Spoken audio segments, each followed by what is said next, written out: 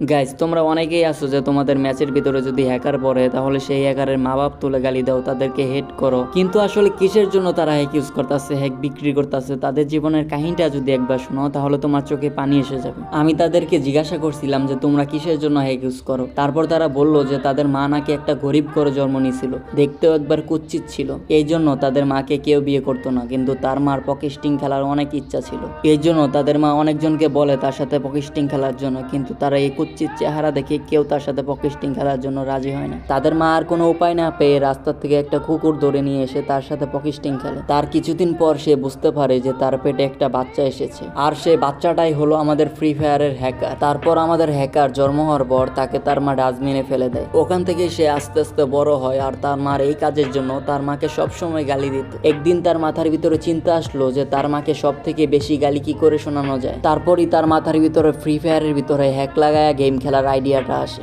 আর তাদের আইডিয়াটা সফলভাবে কাজে লাগে। ঠিক এই জন্য তাদের মা বাপ তুলে গালি দিলে তাদের কোনো যায় আসে না, তারা আরো খুশি হয়।